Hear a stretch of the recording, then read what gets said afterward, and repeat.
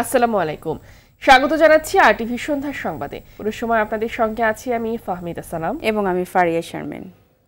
প্রধানমন্ত্রী শেখ হাসিনা বলেছেন, জ্বালানি খাতে বছরে 53,000 কোটি টাকার বেশি ভর্তুকি দেওয়া হচ্ছে। এ খাতে ভর্তুকি বাড়ালে উন্নয়ন বাধাগ্রস্ত হবে। গ্লাসগোতে জলবায়ু সম্মেলনে যোগদান ও ফ্রান্স সফর পরবর্তী সংবাদ সম্মেলনে প্রধানমন্ত্রী বলেন, আলোচনার মাধ্যমে বাস ভাড়া যৌক্তিক পর্যায়ে আনা হয়েছে। ইউপি নির্বাচনে দলের বিরুদ্ধে কাজ করলে ব্যবস্থা নেওয়ার হুঁশিয়ারি দেন প্রধানমন্ত্রী। অন্যদিকে সরকার খালেদা জিয়ার চিকিৎসার সব ব্যবস্থা করেছে বলেও জানান শেখ হাসিনা। বিস্তারিত জানাচ্ছেন মাসুদ মুস্তাহিদ। প্রধানমন্ত্রী শেখ হাসিনার লন্ডন ও ফ্রান্স সফর শেষে সফরের বিস্তারিত জানাতে এই সংবাদ সম্মেলন। গণভবন থেকে ভিডিও কনফারেন্সে প্রধানমন্ত্রীর কার্যালয়ে সংবাদ সম্মেলনে যুক্ত হন প্রধানমন্ত্রী শেখ হাসিনা। লিখিত বক্তব্যে সফরের বিস্তারিত তুলে ধরেন তিনি। সিনিয়র সাংবাদিক ও সম্পাদকের মধ্যে বেশ কয়েকজন উপস্থিত ছিলেন প্রধানমন্ত্রীর সংবাদ সম্মেলন স্থল গণভবনের ব্যাংকুয়েট হলে। মানুষ তখন হত্যা হয়েছিল। এ সময় প্রধানমন্ত্রী বলেন, জলবায়ু সম্মেলনে বিশ্বের 5 জন শীর্ষ ডিল মেকারের সঙ্গে তার নাম থাকার অর্থ হচ্ছে বাংলাদেশের অর্থনৈতিক সক্ষমতার প্রতি বিশ্ববাসীর আস্থার প্রকাশ। যদি এটা ভার্চুয়াল হয়। এক প্রশ্নের জবাবে প্রধানমন্ত্রী বলেন, আরো তথ্য সংগ্রহ করে বের করা হবে জিয়াউর রহমান কত মানুষকে মেরেছে। কিছু মানুষ মোটা অঙ্কের টাকা পেয়ে এখনো দেশের বিরুদ্ধে অপপ্রচার করছে। মানে সামরিক আদালতে বিচার অথবা সেখানে কোর্ট মার্শালের ফলে তাদেরকে নির্মমভাবে হত্যা করে। প্রকৃতপক্ষে কত মানুষ মারা গেছে এবং কত পরিবার তাদের আপনজনের লাশ পায়নি বা কত, এই ব্যাপারটা কিন্তু কখনো সেভাবে কেউ তুলে ধরেননি। তো এতকাল পরে হলেও যে বিষয়টা সামনে এসছে, এটাই হচ্ছে সবথেকে বড় কথা। ইউনিয়ন পরিষদ নির্বাচনে সহিংসতা প্রসঙ্গে প্রধানমন্ত্রী বলেন, হানাহানি কোনোভাবেই কাম্য নয়। দলীয় সিদ্ধান্তের বিরুদ্ধে যারা নির্বাচন করেছে তাদের বিরুদ্ধে ব্যবস্থা নেওয়া হবে বলেও জানান তিনি। এটা ঠিক যে এবারে ইউনিয়ন পরিষদ নির্বাচনে সবসময় এর আগেও হয়েছে, এখন হচ্ছে, কিন্তু সেটা হোক, আমরা সেটা চাই না। দলের কোনো নেতৃত্ব, সেটা ইউনিয়ন পর্যায়ে হোক, ওয়ার্ড পর্যায়ে হোক, উপজেলা পর্যায়ে হোক, জেলা পর্যায়ে হোক, যারাই দলের সিদ্ধান্তের বাইরে কাজ করেছে তাদের বিরুদ্ধে আমরা যথাযথ ব্যবস্থা নেব। খালেদা জিয়ার চিকিৎসার বিষয়ে প্রধানমন্ত্রী বলেন, তার উপর গ্রেনেড হামলা সহ যারা অমানবিক কর্মকাণ্ড চালিয়েছে তাকেও তিনি মানবতা দেখিয়েছেন। বাকিটুকু আইনের বিষয়। যারা আমার বাপ মা ভাই, আমার ছোট রাসেলকে পর্যন্ত হত্যা করিয়েছে, তারপরেও আমরা অমানুষ না দেখেই তাকে আমরা অন্তত তার বাসায় থাকার ব্যবস্থাটুকু, আমার এক্সিকিউটিভ অথরিটি আমার হাতে যতটুকু আছে আমি সেটুকু দিয়ে তাকে বাসায় থাকার চিকিৎসার ব্যবস্থা করে দিয়েছি। বাকিটা আইনগত ব্যাপার। মাসুদ মুস্তাহিদ, আরটিভি, ঢাকা। বিএনপি চেয়ারপারসন বেগম খালেদা জিয়ার শারীরিক অবস্থা অবনতির দিকে বলে জানিয়েছে তার চিকিৎসকরা। বিনা চিকিৎসায় তাকে মৃত্যুর দিকে ঠেলে দেওয়া হচ্ছে জানিয়ে খালেদা জিয়া উচ্চ ঝুঁকিতে আছেন বলে মন্তব্য করেছেন মাহমুদুর রহমান মান্না। ডাক্তাররা তার কোনো ভালো খবর দিতে পারেননি বলেও জানান তিনি। মাহিদুর রহমান রুবেল জানাচ্ছেন বিস্তারিত। সাবেক প্রধানমন্ত্রী খালেদা জিয়া অসুস্থ হয়ে রাজধানীর একটি হাসপাতালে চিকিৎসা নিচ্ছেন। হাসপাতালের ক্রিটিক্যাল কেয়ার ইউনিটে থাকা বিএনপি চেয়ারপারসনের অবস্থা অবনতির দিকে বলে জানিয়েছেন তার চিকিৎসকরা। তারই প্রেক্ষিতে স্বরাষ্ট্র মন্ত্রণালয়ে উন্নত চিকিৎসার জন্য বিদেশে নিতে আবেদন করেছেন পরিবারের সদস্যরা। হাসপাতালে জোট প্রধানের স্বাস্থ্যের খোঁজ নিয়ে চিকিৎসকের বরাত দিয়ে নাগরিক ঐক্যের আহ্বায়ক মাহমুদুর রহমান মান্না বলেছেন, ডাক্তাররা বেগম জিয়ার কোনো সুখবর দিতে পারেননি। এখন পর্যন্ত সিসিইউতে আছেন, মানে she is under high risk. মানে আমি খুবই দুঃখিত যে আমি এরকম করে বলছি। আমি তো বিএনপি করি না, কোনোদিন করিনি, কোনোদিন করব এরকমও ভাবি না। কিন্তু আমি একটা মানবিক মূল্যবোধে বিশ্বাস করি, গণতান্ত্রিক মূল্যবোধে বিশ্বাস করি। একজন মানুষ, দোষী মানুষও যদি মারা যায় তার ট্রিটমেন্ট করতে হবে, অথচ ওনাকে বিনা দোষে একটা মৃত্যুর দিকে ঠেলে দেওয়া হচ্ছে। এক কথা আমি বলবো, এটার কোনো অন্য এক্সপ্লেনেশনই হতে পারে না। তাকে ইমিডিয়েটলি বাইরে পাঠানো উচিত। এদিকে নয়াপল্টনে বিএনপির কেন্দ্রীয় কার্যালয়ে অসুস্থ খালেদা জিয়ার রোগমুক্তির জন্য দোয়া কামনা করা হয়। মোনাজাত শেষে রুহুল কবির রিজভী বলেন, খালেদা জিয়াকে মেরে ফেলার চক্রান্ত করছে সরকার। দেশনেত্রী বেগম খালেদা জিয়ার অস্তিত্ব শেখ হাসিনার জন্য আতঙ্কের কারণ। এই কারণেই তিলে তিলে নিঃশেষ করার জন্য কারাগারে বন্দী করে রেখে নানাবিধ যন্ত্রণা তাকে দিচ্ছে। লক্ষ কোটি মানুষের হৃদয়ে আঘাত দিয়ে আপনারা যদি অমানবিক কোনো পথের দিকে এগিয়ে যান, কোটি কোটি মানুষ রাস্তায় নেমে এসে আপনাদের এই নির্দয় নির্মমতার বিরুদ্ধে উপযুক্ত জবাব দেবে। বিএনপি চেয়ারপারসনের কিছু হলে তার দায় সরকারকে নিতে হবে বলে হুঁশিয়ারি দিয়েছেন বিএনপির নেতা।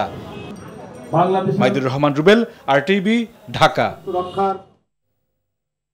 দেশে ভ্যাকসিন উৎপাদনের লক্ষ্যে আন্তর্জাতিক মানসম্পন্ন ভ্যাকসিন ইনস্টিটিউট প্রতিষ্ঠার পরিকল্পনার কথা জানিয়েছেন প্রধানমন্ত্রী শেখ হাসিনা। বলেন, মহামারী করোনা আবির্ভাবের পর থেকে বিশ্বের বিভিন্ন দেশ ভ্যাকসিন আবিষ্কার ও উৎপাদনের গুরুত্ব বাড়িয়ে দিয়েছে।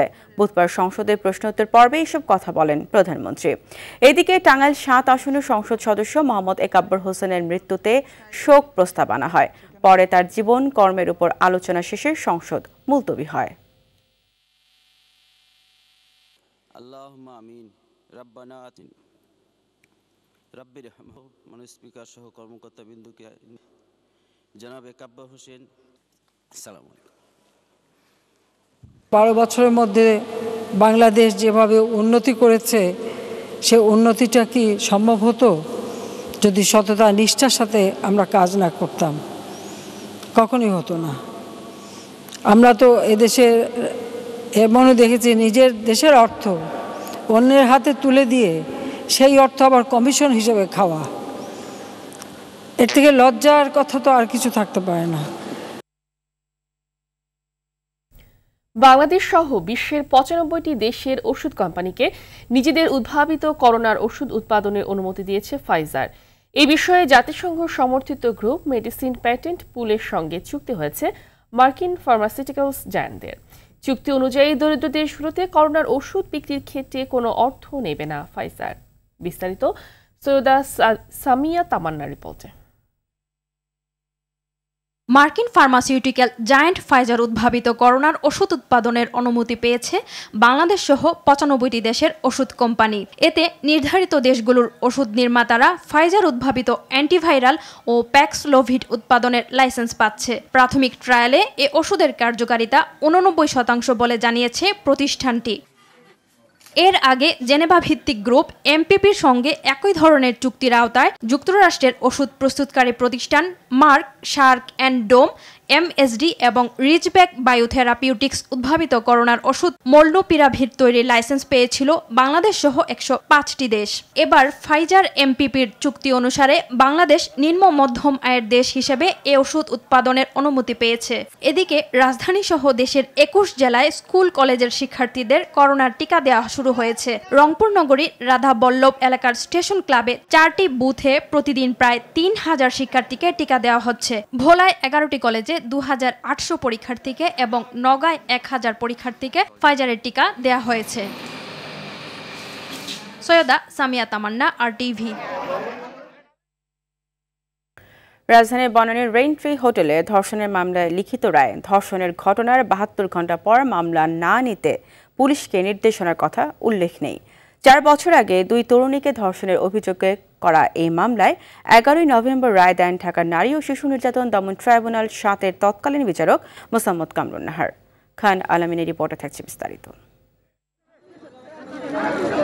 রেইনট্রি হোটেলে ধর্ষণ মামলার রায়ে 5 আসামির সবাইকে খালাস দেওয়া হয়। রায়ের পর আইনজীবীরা জানান, বিচারক নির্দেশনা দিয়েছেন যে ধর্ষণের অভিযোগের ক্ষেত্রে ঘটনার 72 ঘণ্টা পেরিয়ে গেলে পুলিশ যেন মামলা না নেয়। পরে বিষয়টি নিয়ে প্রশ্ন তোলেন আইনজীবী ও মানবাধিকার কর্মীরা। এই নির্দেশনা সংবিধান ও ন্যায়নীতির পরিপন্থী বলে উল্লেখ করেন তারা। এর ফলে গত রোববার প্রধান বিচারপতি ওই বিচারককে আদালতে না বসতে নির্দেশ দেন। পরে তাকে ট্রাইব্যুনাল থেকে প্রত্যাহার করে আইন ও বিচার বিভাগে সংযুক্ত করা হয়। রায়টি ইংরেজিতে লেখা হয়েছে। 54 পৃষ্ঠার এই রায়ের কোথাও ধর্ষণের অভিযোগের ক্ষেত্রে ঘটনার 72 ঘণ্টা পেরিয়ে গেলে পুলিশ যেন মামলা না নেয় সে সংক্রান্ত কোনো নির্দেশনা বা পর্যবেক্ষণ পাওয়া যায়নি। রায় বিচারক লিখেছেন, এই ট্রাইব্যুনাল বহু ধর্ষণ মামলার বিচার করেছে। প্রাপ্তবয়স্ক ও যৌন জীবনে অভ্যস্ত নারী বিচারের জন্য আসেন যেখানে কথিত অপরাধ সংঘটিত হওয়ার অনেক দিন পর তাদের মেডিকেল পরীক্ষা হয়েছে। এর ফলে যৌন সহিংসতার প্রমাণ মেলে না। 72 ঘণ্টার মধ্যে যদি মেডিকেল পরীক্ষা করা হয় এবং ফরেনসিক পরীক্ষায় যদি প্রমাণ পাওয়া যায় তাহলে ধর্ষণ মামলায় তা গুরুত্বপূর্ণ নথি বলে গণ্য হয়। তখন ধর্ষণ মামলার অভিযুক্ত ব্যক্তির বিচার নিশ্চিত করা যায়। মামলাটি সম্পর্কে বিচারক লেখেন ৩৮ দিন পর মামলা হওয়া ও পারিপার্শ্বিক সাক্ষ্য প্রমাণের অভাবে এই ঘটনার সত্যতা নিশ্চিত হওয়া যায়নি। বাদীরা সংশয়ের ঊর্ধ্বে মামলাটিকে প্রতিষ্ঠায় হতাশাজনকভাবে ব্যর্থ হয়েছেন। 2017 সালের 28 মার্চ রাতে বনানীর রেন্ট্রি হোটেলে ডেকে নিয়ে বিশ্ববিদ্যালয়ে পড়ুয়া 2 ছাত্রীকে ধর্ষণের অভিযোগে মামলা হয়। মামলাটি তদন্ত করে একই বছরের 8 জুন পুলিশ 5 আসামির বিরুদ্ধে অভিযোগপত্র দেয়। 5 আসামি আদালতে স্বীকারোক্তিমূলক জবানবন্দি দেন। পরে তারা আদালতকে বলেন পুলিশ ভয় দেখিয়ে জবানবন্দি আদায় করেছিল। খান আলামিন, RTV, ঢাকা। অনৈতিক সম্পর্ক দেখে ফেলায় বাবার হাতেই জীবন দিতে হলো 5 বছরের অবুঝ শিশু ফাহিমাকে। মাকে সবকিছু বলে দেবে এমন কথাটাই যেন তার জন্য কাল হলো। নিজের পিতার ঘাতক হলো, হত্যা করলো সন্তানকে। অন্যদিকে প্রতিপক্ষকে ফাঁসাতে 5 বছরের শিশু সানিকে শ্বাসরোধে হত্যার পর বলাৎকার করতেও বুক কাঁপেনি আপন খালুর। 2019 সালের নভেম্বরে রাজধানীর গুলিস্তানে ঘটে এ ঘটনা। আরও জানাচ্ছে AR বাদল। দেবিদ্বারে বাবা মায়ের আদরে বেড়ে উঠছিল 5 বছরের শিশু ফাহিমা। চকলেটের লোভে বাবার পিছু ছাড়তে চাইতো না সে, কিন্তু সেই আশ্রয়ের জায়গাটাই যে তার জন্য ভয়ঙ্কর হয়ে উঠবে তা কখনো ভাবেনি শিশুটি। রাজধানীর কাউরান বাজারে মিডিয়া সেন্টারে র্যাব জানায় ফাহিমা বাবার সঙ্গে পরকীয়ার সম্পর্ক থাকা পাশের বাড়ির লাইলি আক্তারের বাসাতেও যেত।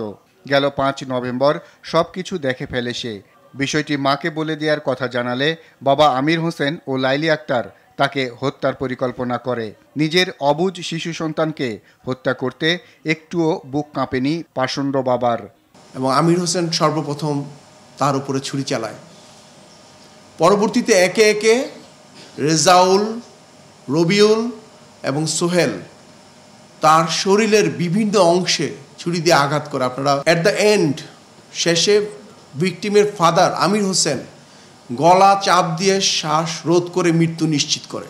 পরে 1 লাখ টাকায় 3 জনকে ভাড়া করে 5 জন মিলে ফাহিমাকে বস্তায় ভরে ডোবায় ফেলে দেয়। নির্মম এই ঘটনা ছড়িয়ে পড়লে র্যাবের জালে ধরা পড়ে ঘাতকরা। রাস্তার পাশে, মেইন রোডের পাশে একটি কালভার্টের নিচে খালের এখানে লাশটি তার রাত্রেবেলা ফেলে দেয়। এদিকে ডিএমপি মিডিয়া সেন্টারে গোয়েন্দা প্রধান হাফিজ আক্তার জানান, রাজধানীর গুলিস্তানে অপরাধী চক্রের হোতা ল্যাংরা রাসেলকে ফাঁসাতে আরেক অপরাধী চান মিয়া 2019 সালে শালিকার 5 বছরের ছেলে সানিকে চেতনানাশক খাইয়ে বলাৎকার ও শ্বাসরোধ করে হত্যা করে। তার আগেই সে যৌন উত্তেজক ট্যাবলেট খায় এবং এই ফ্রুটি জুসের সাথে সে চেতনানাশক ওষুধ মিশিয়ে সে বাচ্চাটিকে খাওয়ায়। বাচ্চাটা আস্তে আস্তে একটু নিস্তেজ যখন হতে থাকে তখন তার সাথে বিকৃত যৌনাচার করার শুরু করে। বিকৃত যৌনাচারের এক পর্যায়ে তার গলা টিপে মেরে ফেলে সে মৃত লাশের সাথে বিকৃত যৌনাচার করে। আমরা যখন পোস্টমর্টম রিপোর্ট পাই তখন দেখা যায় শ্বাসরোধ এবং বায়ুপথে তার বিকৃত যৌনাচারের চিহ্ন। এ ধরনের ঘটনা বন্ধে সমাজের সব স্তরে সচেতনতামূলক কার্যক্রম জোরদারের পরামর্শ দিয়েছেন এ পুলিশ কর্মকর্তা। AR বাদল, RTV, ঢাকা। নীতিমালা ছাড়াই দেশে চিকিৎসা বিজ্ঞান পড়াশোনায় মানব কল্যাণ ব্যবহার হচ্ছে। কৃত্রিম মানবদেহ নিয়ে পড়াশোনার সুযোগ না থাকায় শিক্ষার্থীদের অবৈধ পথে উচ্চ মূল্যে কঙ্কাল সংগ্রহ করতে হয়। বিষয়টি নজরে আনায় বাংলাদেশ মেডিকেল অ্যাসোসিয়েশন মেডিকেল কলেজের অধ্যক্ষদের নিয়ে স্বাস্থ্যমন্ত্রীর সাথে বৈঠকের উদ্যোগ নিচ্ছে। মৃতদেহ ব্যবস্থাপনা নিয়ে সাকিবুর রহমানের ধারাবাহিকের আজ 3য় পর্ব। ছবি তুলেছেন শাহিন হোসেন। চিকিৎসক হওয়ার প্রথম ধাপ শুরু হয় কঙ্কাল পরিচিতি দিয়ে। মেডিকেল কলেজের প্রতিটি শিক্ষার্থীকে পড়াশোনার জন্য সংগ্রহে রাখতে হয় বোনস বা কঙ্কাল, যাকে সঙ্গে নিয়েই কাটে মেডিকেল জীবনের প্রথম 1.5 বছর। দেশের 109টি সরকারি বেসরকারি মেডিকেল কলেজে প্রতি বছর 10,600 নতুন শিক্ষার্থী যোগ হয়, যাদের জন্য গড়ে 2,500 নতুন কঙ্কাল প্রয়োজন। অথচ দেশে কঙ্কাল পাওয়ার বৈধ পথ নেই। কাঠখড় পেরিয়ে শিক্ষার্থীদের 30 থেকে 40 হাজার টাকায় এক একটি কঙ্কাল সংগ্রহ করতে হয়। খোঁজ রাখতে হয়েছে, সংগ্রহ করার জন্য ইনফরমেশন রাখতে হয়েছে অনেক। আমি সংগ্রহ করেছি সিনিয়র ভাইয়ের মাধ্যমে 35 বোনসগুলো অ্যাকচুয়ালি হচ্ছে সিনিয়র ভাইদের মাধ্যমে আমরা সোর্স পাই। আর তাছাড়া হচ্ছে কস্ট পুরো নতুনের উপরও ডিপেন্ড করে। নতুনগুলো ইনটেক থাকে তো ওগুলোর ক্ষেত্রে প্রাইস একটু বেশি থাকে। বোনস এটা আসলে এক একজন এক একভাবে কিনে থাকে। কলেজের ডিপার্টমেন্ট থেকে কেনা যায় বা কেউ পরিচিত কারো কাছ থেকেও কেনা যায়, সিনিয়রদের কাছ থেকে। বাংলাদেশ মেডিকেল কলেজের অ্যানাটমি বিভাগের প্রধান মনে করেন কঙ্কাল সংগ্রহে বিড়ম্বনা এড়াতে কৃত্রিম বোনস দিয়ে পড়াশোনার সুযোগ সৃষ্টি করতে হবে। ডিসেকশন করার পরে সেটাকে কবর দেওয়া বা সৎকাজ করা ভালো, কিন্তু সেটাকে আবার প্রসেসিং করে জ্বালায়ে বোনস বানানো আনহিউম্যান মনে হয়েছে আমার কাছে। আমার ডিপার্টমেন্টে 5টা আর্টিফিশিয়াল কঙ্কাল আছে। আমি অরিজিনাল কঙ্কাল কেনার খুব পক্ষে না, আর্টিফিশিয়াল কঙ্কাল অনেক ভালো পাওয়া যায়, সেই আর্টিফিশিয়াল কঙ্কাল দিয়ে পড়লেই আমাদের পারপাস সার্ভ হয়ে যাওয়ার কথা। বাংলাদেশ মেডিকেল অ্যাসোসিয়েশন নীতিমালা তৈরির জন্য স্বাস্থ্য মন্ত্রণালয়ের সঙ্গে বৈঠকের উদ্যোগ নিচ্ছে। এটা যদি আমাদের স্বাস্থ্য মন্ত্রণালয়, আমাদের কলেজগুলো যদি আরও ভালো মতন চিন্তা করে, আধুনিকতার যুগে তারা নতুনভাবে আরও যদি কিছু চিন্তা করে তাহলে হতেই পারে। তো আমার ধারণা যে নিশ্চয়ই তারাও চিন্তা করবে, নতুন করে আমাদের সব কলেজের প্রিন্সিপালদেরকে নিয়ে ডেকে একটু আলোচনা করে এই ব্যাপারটা একটু তদারক করেন। নীতিমালার ভেতর দিয়ে করলে খুব ভালো হতো। এই ব্যাপারে আমার কোনো দ্বিমত নেই। ওনাদের সাথে একটু আলাপ করে যাতে আমরা অভিষ্ট লক্ষ্যে পৌঁছাতে পারি আমরা চেষ্টা করব। চিকিৎসা বিজ্ঞান পড়াশোনার সুবিধার জন্য মানবদেহের কৃত্রিম অঙ্গ প্রত্যঙ্গ ব্যবহারের দ্রুত অনুমতি চান শিক্ষক শিক্ষার্থীরা। সাকিবুর রহমান, RTV, ঢাকা। 69-এ পা রাখলেন সঙ্গীত জগতের জীবন্ত কিংবদন্তি রুনা লায়লা। দীর্ঘ 5 দশকে অসংখ্য কালজয়ী গান উপহার দিয়েছেন উপমহাদেশের প্রখ্যাত এই কণ্ঠশিল্পী। বাংলা, হিন্দি, উর্দু, ইংরেজি, পাঞ্জাবি সহ 18টি ভাষায় রুনা লায়লার গান মন্ত্রমুগ্ধের মতো শোনেন শ্রোতারা। জন্মদিনে সুরের পাখিকে RTVর পক্ষ থেকে শুভেচ্ছা ও ভালোবাসা। আরও জানাচ্ছেন নাজিব ফরাইজি।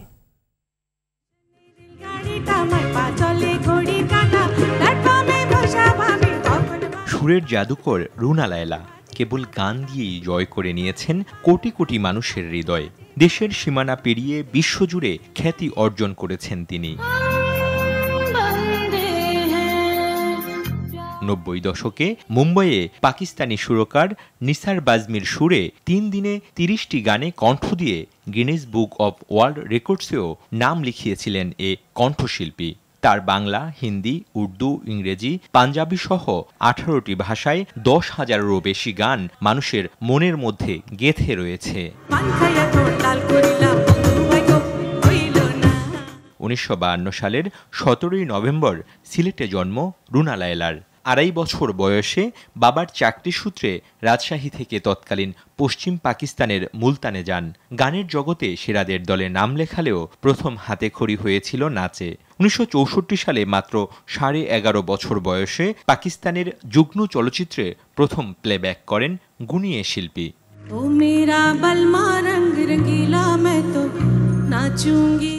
1974 সালের শুরুতে প্রয়াত সত্য সাহার সুরে জীবনসাথী ছবিতে গান গাওয়ার মধ্য দিয়ে বাংলাদেশের ছবিতে প্রথম প্লেব্যাক করেন। চলচ্চিত্রের গানে অনবদ্য অবদানের স্বীকৃতি হিসেবে 7 বার জাতীয় চলচ্চিত্র পুরস্কার পেয়েছেন রুনা। অর্জন করেছেন স্বাধীনতা পদক, ভারতের সাইগল, পাকিস্তানের critics, national council of music পুরস্কার সহ আরও অসংখ্য সম্মাননা। রুনা লায়লার স্বামী বাংলা চলচ্চিত্রের জনপ্রিয় নায়ক আলমগীর। জন্মদিনে এই সুর সম্রাজ্ঞীর প্রতি রইল শুভেচ্ছা ও ভালোবাসা। Najib Faraizi, RTV, Dhaka. Viqarunnisa Noon school and কলেজে দুর্নীতির স্বর্গরাজ্যে পরিণত হয়েছে বলে মন্তব্য করেছেন অভিভাবকরা। সকালে ঢাকা রিপোর্টার্স ইউনিটিতে আয়োজিত সংবাদ সম্মেলনে তারা অভিযোগ করেন, বর্তমান অধ্যক্ষের অদক্ষতার কারণে স্কুলের শিক্ষার পরিবেশ নষ্ট হচ্ছে। তার স্বেচ্ছাচারিতার কারণে সরকারি নির্দেশনা উপেক্ষা করে শিক্ষার্থীদের কাছ থেকে অতিরিক্ত ফি আদায়ের অভিযোগ করেন তারা। অনতিবিলম্বে তাকে অপসারণ করে নতুন অধ্যক্ষ নিয়োগের দাবি জানিয়ে অভিভাবকরা বলেন, সরকার যদি দাবি না মানে তাহলে আইনের দ্বারস্থ হবেন তারা। মাওলানা ভাসানীর মাজারে শ্রদ্ধা জানাতে গিয়ে হামলার শিকার হয়েছেন গণ অধিকার পরিষদের আহ্বায়ক ডক্টর রেজা কিবরিয়া এবং সংগঠনটির সদস্য সচিব নুরুল হক। দুপুরে টাঙ্গাইলের সন্তোষ ছাত্রলীগ নেতাকর্মীরা তাদের উপর হামলা চালায় বলে অভিযোগ করে সংগঠনটি। দলটির নেতারা জানান, 12:15টার দিকে ভাসানীর মাজারে গেলে ছাত্রলীগের নেতাকর্মীরা স্লোগান দিয়ে তাদের উপর হামলা চালায়। এতে আহ্বায়ক রেজা কিবরিয়া ও সদস্য সচিব নুরুল হক সহ বেশ কয়েকজন আহত হন। নিষেধাজ্ঞা সত্ত্বেও ভারতীয় নাগরিক সাদিকা সাইদের কাছ থেকে নিয়ে যাওয়া তার 2 বছর 8 মাস বয়সী শিশু সন্তান সহ বাবা বাংলাদেশি নাগরিক শাহিনুর TIM নবীকে হাজির করতে নির্দেশ দিয়েছেন হাইকোর্ট। আগামী রোববার বিকেল 3টার মধ্যে তাদের আদালতে হাজির করতে বলা হয়েছে। ঢাকা মহানগর পুলিশ কমিশনার ও গুলশান থানা পুলিশকে এ নির্দেশনা দেওয়া হয়েছে। সাদিকা সাইদের করা রিটের পরিপ্রেক্ষিতে বিচারপতি M এনায়েতুর রহিম ও বিচারপতি মোহাম্মদ মুস্তাফিজুর রহমানের বেঞ্চ এ আদেশ দেয়। দেখা যাক কি হয়। আমরা বুঝতে পারছি না যে বাংলাদেশে এমনও লোক আছে যারা হাইকোর্টের আদেশ অমান্য করবেন, এবং এটা হতে পারে কারণ আমরা একটা ফেসবুক ক্লিপিং দেখিয়েছি কোর্টকে আজকে। বিগত 5 নভেম্বরে এই ভদ্রলোকের বাবা একটা খুব জঘন্যতম একটা ফেসবুক একটা দিয়েছেন, সেখানে বলেছেন যে বাচ্চাকে চুরি করে নিয়ে যাচ্ছে, আমরা জিডি করেছি, অনেক কথা বলেছেন। ভাড়া আদায় নৈরাজ্য নিয়ে যাত্রী ও পরিবহন শ্রমিকদের মধ্যে বাকবিতণ্ডার জেরে রাজধানীর মিরপুর সহ বিভিন্ন স্থানে বাস চলাচল বন্ধ রাখে চালকরা। ফলে দুর্ভোগে পড়ে মানুষ। ডিজেল চালিত বাসের ক্ষেত্রে প্রযোজ্য হলেও সিএনজি চালিত বাসেও বাড়তি ভাড়া আদায়ের অভিযোগ করেন যাত্রীরা। বিস্তারিত বিল্লাল হোসেনের রিপোর্টে। রাজধানীতে কোনো ধরনের সিটিং বা গেটলক বাস সার্ভিস থাকবে না। বাংলাদেশ সড়ক পরিবহন মালিক সমিতির পক্ষ থেকে একথা বলার কয়েকদিন পার হলেও এ বিষয়ে তেমন কোনো উদ্যোগ দেখা যায়নি সড়কে। ফলে ভাড়া আদায়ে নৈরাজ্য থেমে নেই। শ্রমিক ও যাত্রীদের মাঝে বাকবিতণ্ডা চলছেই। মাঝে মাঝে মারমুখী ভূমিকায় দেখা যাচ্ছে যাত্রী শ্রমিকদের।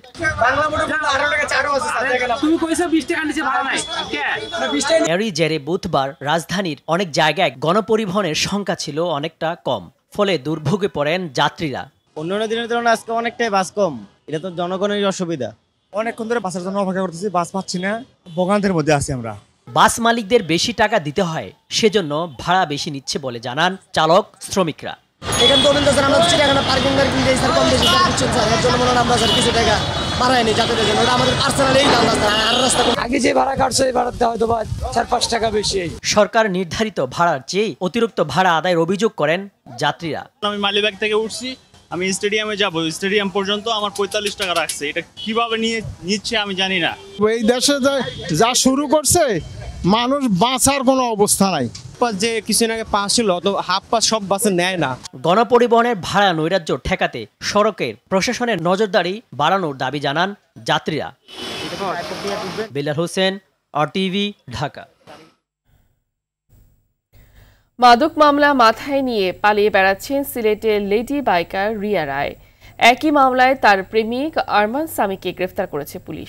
এদিকে আরমান ও রিয়ার অভিভাবকদের পক্ষ থেকে দাবি করা হয়েছে একে অন্যকে মিথ্যা প্রেমের সম্পর্কে ফাঁসিয়েছে।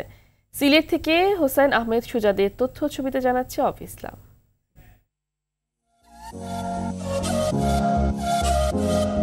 রিয়া রায়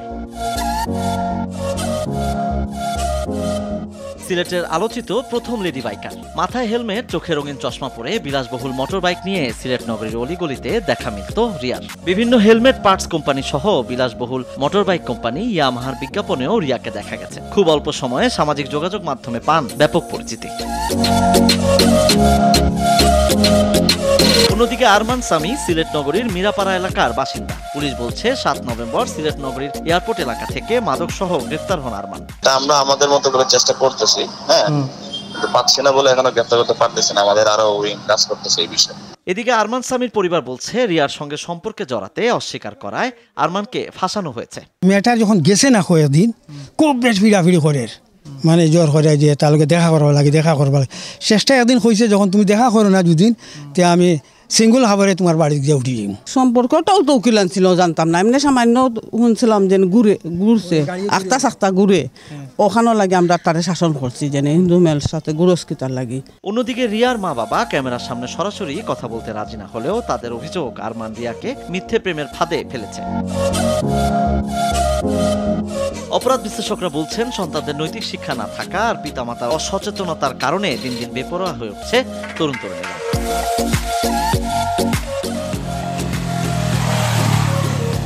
এখন কিন্তু নীতি নৈতিকতা শিক্ষা কিন্তু নাই। এখন আমরা আছি শুধু GPA 5 কীভাবে হবে, কীভাবে ক্লাস কমপ্লিট করা হবে। আমরা যখন ছোটো ছিলাম সব সময় দেখা যেত অর্ধেকটা সময় স্যাররা নীতি নৈতিকতা শেখাতেন, এটা কিন্তু এখন শেখানো হচ্ছে না, যার জন্য এটাও একটা কারণ। অপরাধীদের বিরুদ্ধে দ্রুত পদক্ষেপ না নিলে ভয়াবহ অবস্থা হতে পারে সিলেটে, এমনই অভিমত বিশ্লেষকদের। অভি ইসলাম, টিভি। পদ্মা নদী ড্রেজিং ও বাম তীর সংরক্ষণ প্রকল্প বাস্তবায়ন হলে পুরো দোহারবাসী নদী ভাঙন থেকে রক্ষা পাবে। পাশাপাশি পদ্মায় জেগে ওঠা চরে অর্থনৈতিক অঞ্চল গড়ে তোলার পরিকল্পনা রয়েছে সরকারের। দুপুরে দোহারের মাঝির চর থেকে নারিশা বাজার হয়ে মোকসেদপুর পর্যন্ত প্রকল্প পরিদর্শনে গিয়ে এসব কথা জানান প্রধানমন্ত্রী বেসরকারি শিল্প ও বিনিয়োগ উপদেষ্টা সালমান এফ রহমান। 1400 কোটি টাকার প্রকল্পটি পানি উন্নয়ন বোর্ডের তত্ত্বাবধানে বাংলাদেশ সেনাবাহিনী বাস্তবায়ন করছে বলে জানান তিনি। এরই মধ্যে প্রকল্পের 70% কাজ শেষ হয়েছে জানিয়ে সালমান এফ রহমান বলেন, শিগগিরই বাকি কাজ সম্পন্ন করা হবে।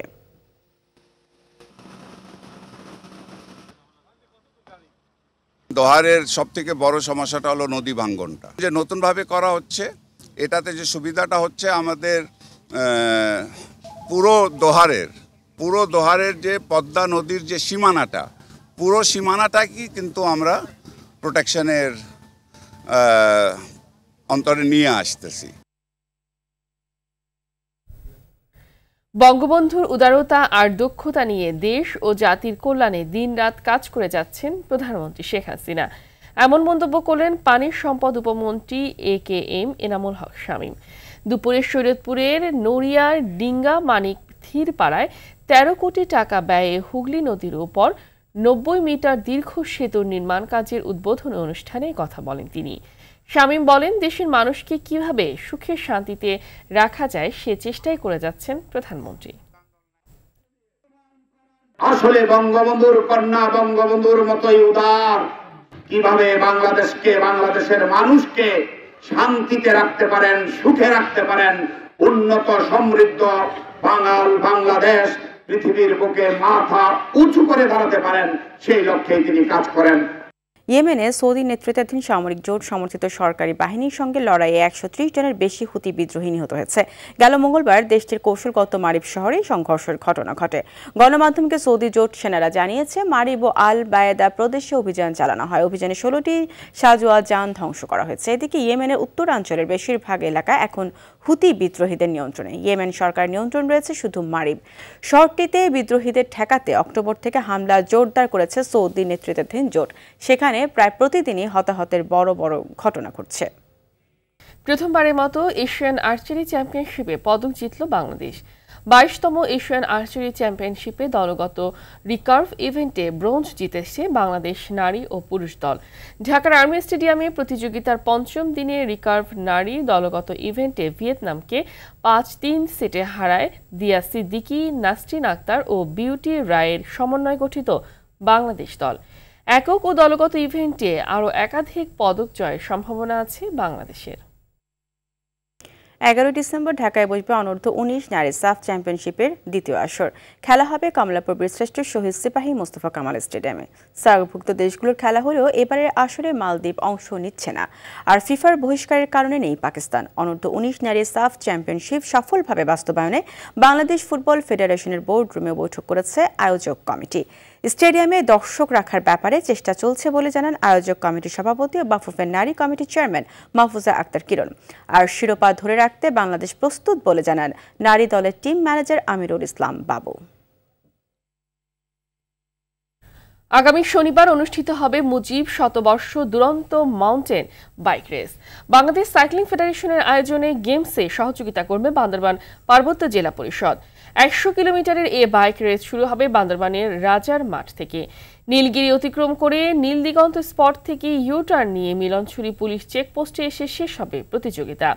এ উপলক্ষে জাতীয় ক্রীড়া পরিষদে আয়োজিত সংবাদ সম্মেলনে প্রতিযোগিতার নানা দিক তুলে ধরেন সাইক্লিং ফেডারেশনের সহ সভাপতি আব্দুল গফফার ও সাধারণ সম্পাদক তাহিরুল আলম চৌধুরী।